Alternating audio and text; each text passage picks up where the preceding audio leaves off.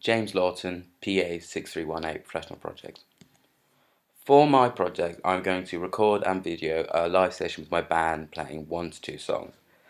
The idea of this came when we got given an examination that's a 30-minute performance at the end of the year.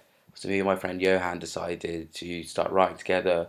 We recorded some songs, but we realised that we'd have to practice before this 30-minute performance if we wanted to get the grade that we wanted to get.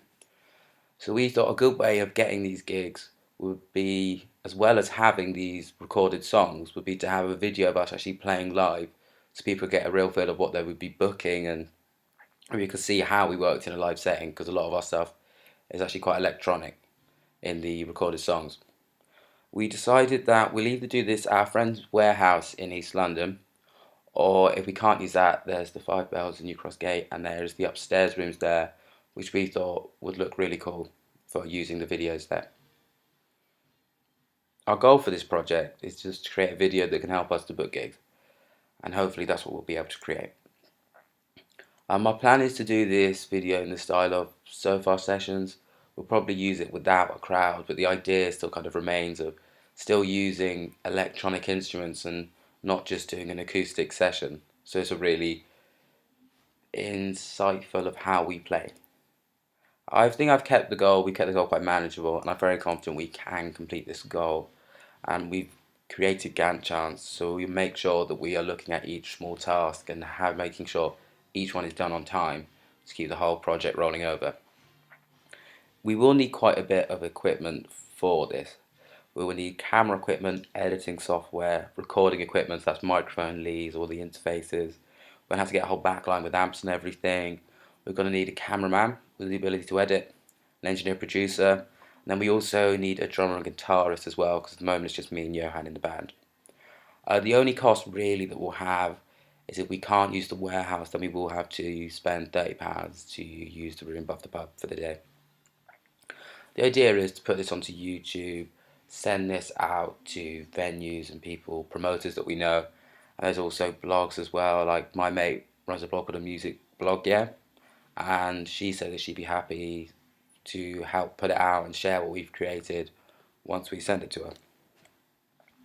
A big problem that we will have to look at is the acoustics of the spaces we are using.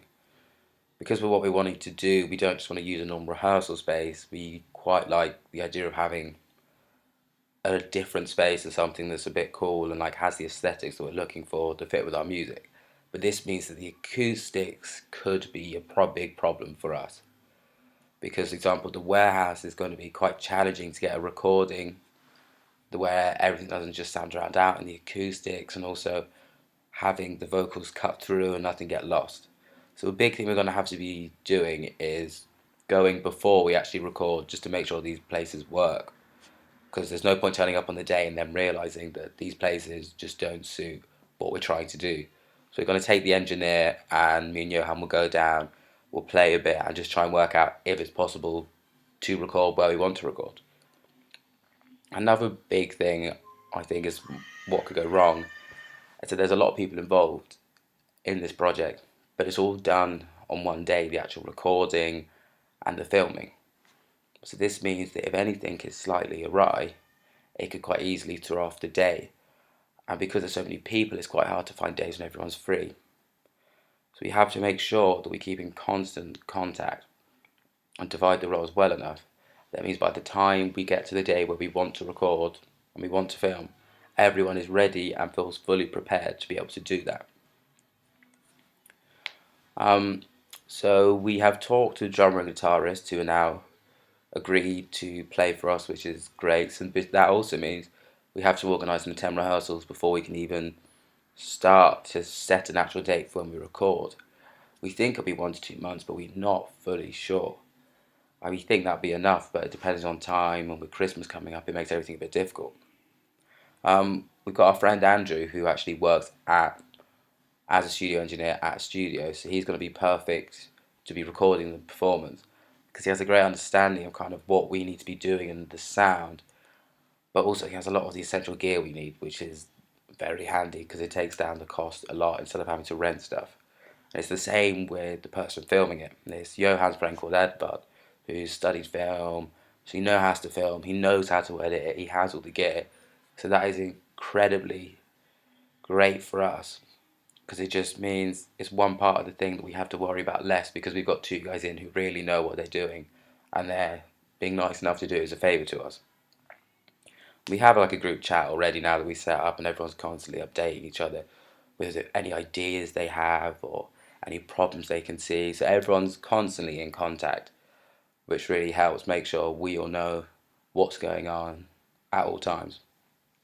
And each member will have a big influence on how this project succeeds, but the two who have the biggest influence will definitely be the people recording and the people filming, because the quality of the video will be what makes this project look professional. If it's a high quality, we'll be able to look like we're a band taking it seriously, and people will be more likely to engage with what we're doing than if it's a low quality video. It might easily be quite skipped over. So the team organising the video will be me and Johan, and we've kind of tried to split leadership because we don't think there should just be one person in charge, and we'll only make big decisions for consulting the other. I mean, luckily we have quite a similar vision for what we want to do, so we haven't had any disagreements so far. But the idea is that we'll compromise and we'll try and make sure that we're both happy with what we have to do and what we're making. I will be organising the band side of the project, so I've made sure we've got the musicians who are actually going to play for us, booking the rehearsals, make sure everyone's there and on time and turning up to rehearsals, and just everyone knows what they're doing and feel comfortable with the songs. While Johan will be organising the cameraman and the producer and how they fit in, so we'll be making sure they know the venue and they know exactly what gear we'll be doing and they know the songs we're doing and what kind of style we want this video in and everything. And me and Johan keep in regular contact through text and emails. We just make sure we meet up at least once or twice a week to see what progress we've made.